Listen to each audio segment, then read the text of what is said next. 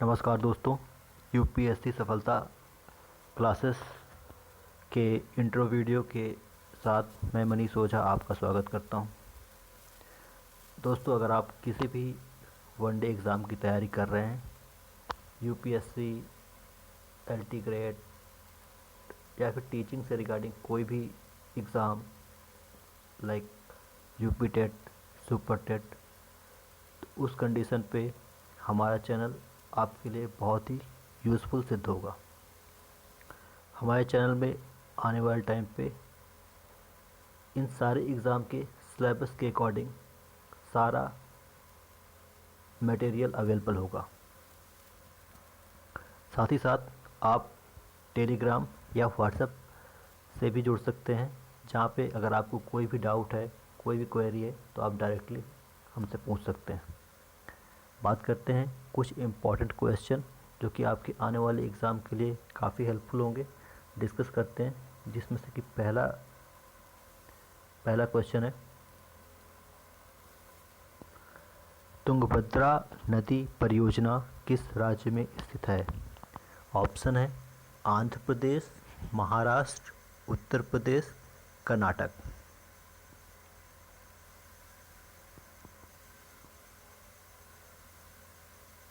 I hope आपने अपना answer दे दिया होगा। इसका करेक्ट आंसर है कर्नाटक। मैं आपको थोड़ा जूम करके दिखाते हैं आपकी तुंगभद्रा नदी की स्थिति। दोस्तों, तुंगभद्रा नदी बेसिकली कृष्णा की सहायक नदी है। बात करते हैं कृष्णा नदी की। कृष्णा की दो मुख्य सहायक नदियां हैं, एक तुंगभद्रा और दूसरी भीमा। कृष्णा, तुंगभद्रा, भीमा, ये तीनों पश्चिमी घाट से निकलती हैं। क्या आप बता सकते हैं पश्चिमी घाट की सबसे ऊंची चोटी क्या है? अगर आप जानते हैं तो कमेंट सेक्शन में इसका आंसर दीजिएगा। आई होप आपको इसका आंसर क्लियर है। बढ़ते हैं नेक्स्ट क्वेश्चन की तरफ।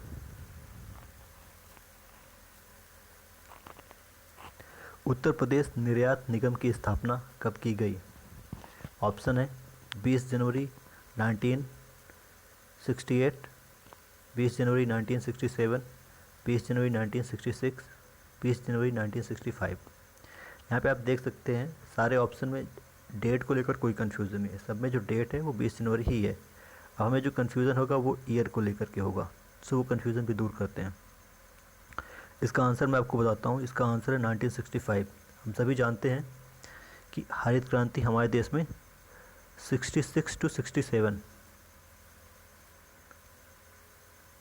में शुरू की गई थी। सो आपको बस इतना याद करना है कि हरित क्रांति शुरू करने से एक साल पहले उत्तर प्रदेश निर्यात निगम की स्थापना की गई थी। दोस्तों, जब भी आप कोई स्टडी करते हो और किसी चीज़ को कनेक्ट करके लर्न करते हो तो वो चीज़ें काफ़ी दिन तक याद रहती हैं। साथ ही साथ आपसे कहना चाहूँगा कि आप अगर ऑनलाइन स्टडी करते हो सो मेक श्योर कि आप प्रॉपर नोट्स बनाएं, जिससे कि आप टाइम टू टाइम रिवाइज कर सकें। आई होप आपको ये क्वेश्चन क्लियर होगा। बढ़ते हैं नेक्स्ट क्वेश्चन की तरफ।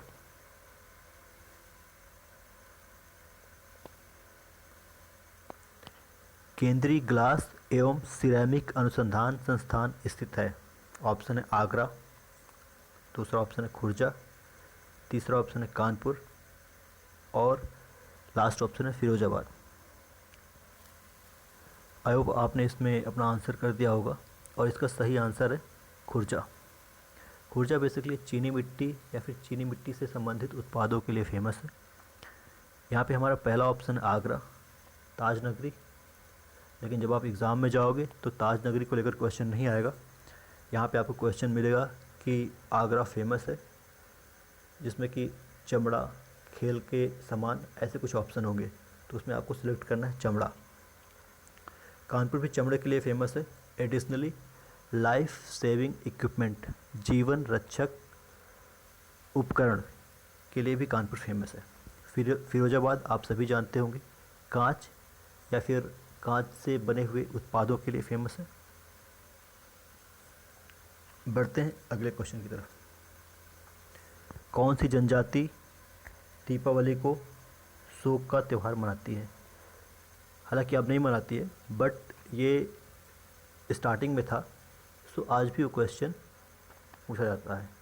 ये क्वेश्चन इस पर्टिकुलर जनजाति के कस्टम में था, बट आज की डेट पे ये लोग ऐसा कस्टम फॉलो नहीं करते हैं। इसका आंसर है थारू।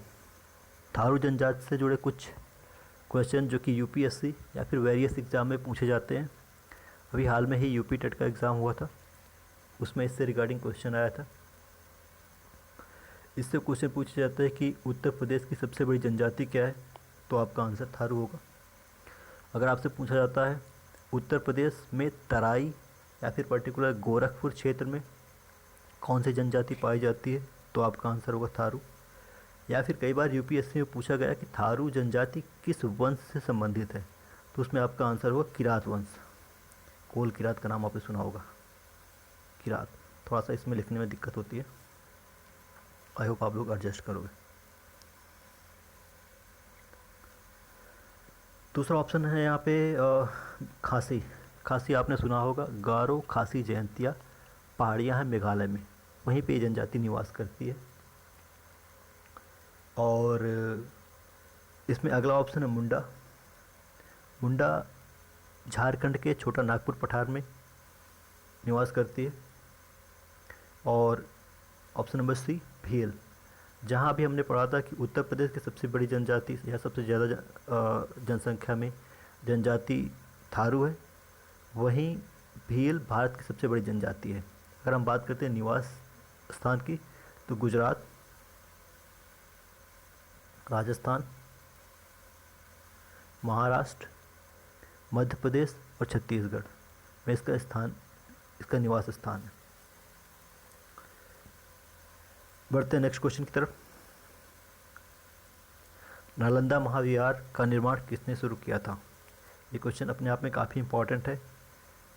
ये हमारे एंशियंट हिस्ट्री का पार्ट है। डिस्कस करते हैं इसके आंसर की। तो इसका आंसर है कुमारगुप्त, जो कि गुप्त वंश से संबंधित है। साथ ही साथ यहाँ पे कुछ ऑप्शन दिए हुए हैं। धर्मपाल विक्रमशिला महाविद्यालय की स्थापना धर्मपाल ने करवाई थी, जो कि वल्लभी में स्थित है। वल्लभी गुजरात की काठियावाड़ क्षेत्र से संबंधित है। अगला ऑप्शन है अशोक। अशोक के जब भी क्वेश्चन आएंगे तो मोस्ट प्रोबेबली जो अशोक के शिलालेख हैं उनसे संबंधित क्वेश्चन पूछे जाते हैं। जैसे कि अशोक का पहला शिलालेख किससे संबंधित है, इसके मेन 3 या 4 ही शिलालेख हैं जिनसे रिगार्डिंग क्वेश्चन बार बार पूछे गए हैं, जिनमें फर्स्ट है, फोर्थ है और 13th है। 13वां, पहला और चौथा। तो फर्स्ट शिलालेख जो है वो पशु बलि की निंदा से संबंधित है, यानी कि पशुओं की बलि नहीं करनी चाहिए, उससे रिगार्डिंग है। और फोर्थ जो है वो जिसमें अशोक ये घोषणा करता है कि वो भेरी घोष की जगह धम्म घोष अपनाएगा, अर्थात वो युद्ध की जगह धम्म नीति अपनाएगा, वो फोर्थ शिलालेख में है। और 13वां शिलालेख में हमें कलिंग के युद्ध की जानकारी मिलती है। सो अशोक से संबंधित यहाँ पे एक क्वेश्चन है। बात करते हैं इसमें अगला ऑप्शन है ऑप्शन नंबर डी, हरिहर। ये हरिहर अपने आप में अकेला है। ये हरिहर और बुक्का, आपको मालूम होगा कि विजयनगर साम्राज्य की स्थापना किसने की थी, तो उसका आंसर है हरिहर और बुक्का। और कब की थी, तो इन्होंने मोहम्मद बिन तुगलक के समय में जो दक्षिण राज्य हैं वहाँ पे 2 राजवंश की स्थापना होती है। एक तो विजयनगर साम्राज्य जिसकी स्थापना हरिहर और बुक्का करते हैं, और दूसरा एक बहमनी साम्राज्य जिसकी स्थापना बहमन शाह करते हैं। सो आई होप आपको ये क्वेश्चन क्लियर हो गया होगा। और इस क्वेश्चन में जितने भी ऑप्शन हैं उन ऑप्शन से रिगार्डिंग अगर कोई क्वेश्चन पूछेगा तो आप डेफिनेटली उनको आंसर कर पाओगे। बढ़ते हैं नेक्स्ट क्वेश्चन की तरफ। नील नदी का उद्गम स्थान क्या है, या नील नदी का उद्गम स्थल क्या है? ऑप्शन है विक्टोरिया झील, चार्ट झील, असाई झील, आयर झील। पहली चीज़ तो ये चारों झील जो हैं अफ्रीका की झील हैं। कई बार आपसे क्वेश्चन पूछता है कि निम्न में से कौन सी झील अफ्रीका से संबंधित है, तो आपको इनके नाम याद रखना है। इसका आंसर है विक्टोरिया झील। यहाँ पे मैंने इसकी लोकेशन मैप में दिखा रखी है, इससे आपको सारा क्लियर हो जाएगा।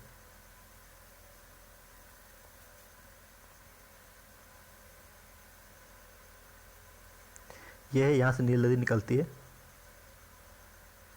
और यहाँ से नील नदी के बेसिकली दो जगह से निकलती है। ये एक है विक्टोरिया झील और ये है लेक ताना। विक्टोरिया झील से जो नील नदी निकलती है उसे वाइट नाइल कहते हैं, यानी सफ़ेद नील नदी, और जो लेक ताना से निकलती है उसे नीली नील नदी कहते हैं, ब्लू नाइल रिवर। ठीक है, आपको ये मालूम होना चाहिए कि नील नदी विश्व की सबसे बड़ी नदी है। अगर हम अपवाह तंत्र के हिसाब से बात करें तो सबसे बड़ी नदी अमेजन हो जाती है। इससे रिगार्डिंग और भी कुछ क्वेश्चन बनते हैं जो कि बहुत ही इंपॉर्टेंट होते हैं। इसकी लोकेशन पूछते हैं। कई बार अगर आप यूपीएससी लेवल के एग्ज़ाम देखेंगे तो वहाँ पे इससे रिगार्डिंग क्वेश्चन पूछते हैं कि नील नदी किस देश से होकर नहीं बहती है। उसमें कई सारे ऑप्शन देंगे। सो बेसिकली आपको ये जानना है कि नील नदी किस देश से होकर के बहती है। तो यहाँ पे कुछ कंट्रीज़ के नाम लिखे हुए हैं, आपको ये याद करने हैं। Egypt, Sudan, south Sudan, Ethiopia, Uganda, Congo, Kenya, Tanzania, Rwanda, Burundi. इसमें जो रवांडा है ये विक्टोरिया झील रवांडा में ही है। यानी अगर ये कहा जाए कि अगर आपसे कंट्री पूछे कि नील नदी किस देश से निकलती है तो उसमें आपका आंसर होगा रवांडा।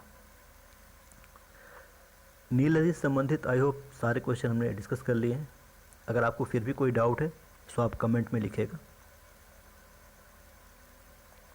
यहाँ पे एक क्वेश्चन और भी है, क्या आप बता सकते हैं कि किस महाद्वीप में सर्वाधिक देश हैं और कितने? आप अपना आंसर कमेंट बॉक्स में लिखिए।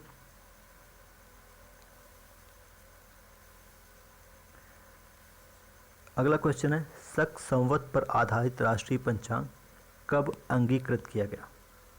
पहले तो हमें ये समझना चाहिए कि शक संवत की शुरुआत किसने की और कब की। तो शक संवत की शुरुआत कनिष्क ने की थी और 78 ईस्वी पे 78 ईस्वी पे इसकी शुरुआत की थी।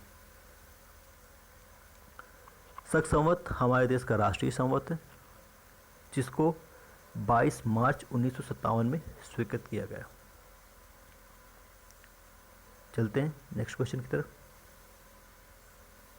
काफ़ी इंपॉर्टेंट क्वेश्चन और करंट से रिगार्डिंग है। नोबेल पुरस्कार समिति ने वर्ष 2019 का नोबेल शांति पुरस्कार किस देश के प्रधानमंत्री को देने की घोषणा की? खैर अब तो इनको अवार्ड मिल भी चुका है, आप देख रहे हैं इनकी फ़ोटो। सो होपफुली आप इनके फ़ोटो से इनको पहचान सकते हैं। ये हैं इथोपिया के प्रधानमंत्री अबी अहमद। सो हमारा ऑप्शन सही हो जाएगा, option number D.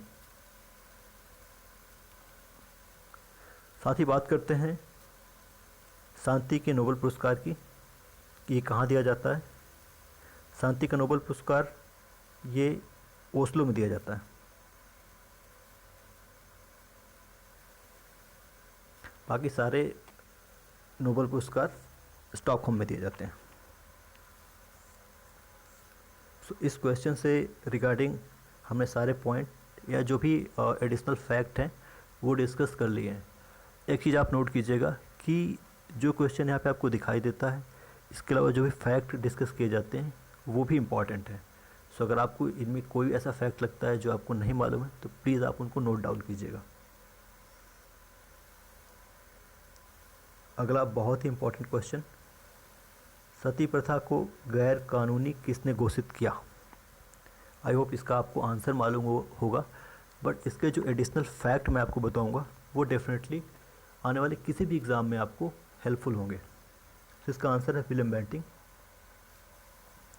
William Bentinck से कई सारे क्वेश्चन पूछे जाते हैं कि प्रथम गवर्नर जनरल कौन है, भारत के प्रथम गवर्नर जनरल कौन है, तो उसका आंसर है विलियम बेंटिंग। या फिर सती प्रथा का अंत किसने किया, ठगी प्रथा का अंत किसने किया, अंग्रेजी में शिक्षा किसने शुरुआत की, तो सभी का आंसर है विलियम बेंटिंग। अंग्रेजी में शिक्षा के लिए इन्होंने मैकाले आयोग की स्थापना की थी? पहला ऑप्शन है Warren Hastings. Warren Hastings Bengal के प्रथम गवर्नर जनरल हैं और इन्होंने द्वैत शासन की समाप्ति की थी।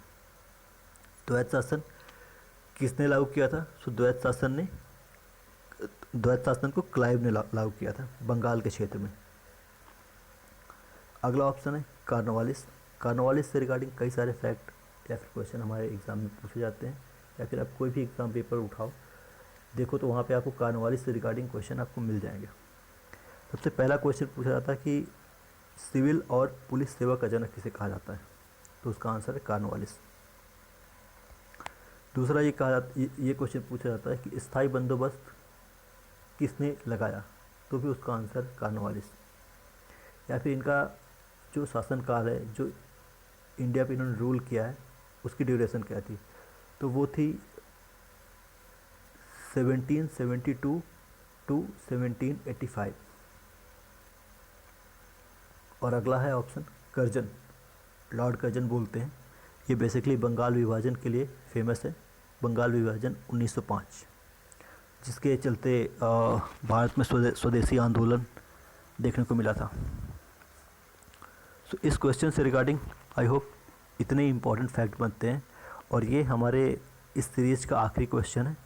तो दोस्तों आज हमने डिस्कस किए कुछ इम्पॉर्टेंट क्वेश्चन, और डेफिनेटली ये सीरीज़ आने वाले टाइम पे हम कंटिन्यू करेंगे। अगर आपको हमारी सीरीज़ अच्छी लगी तो डेफिनेटली आपसे रिक्वेस्ट है कि आप हमारे वीडियो को लाइक कीजिए, सब्सक्राइब कीजिए हमारे चैनल को, और साथ में जो भी आपके एजुकेशनल ग्रुप हैं आप हमारे चैनल को उसमें शेयर कीजिएगा। इस वीडियो को पूरा देखने के लिए धन्यवाद।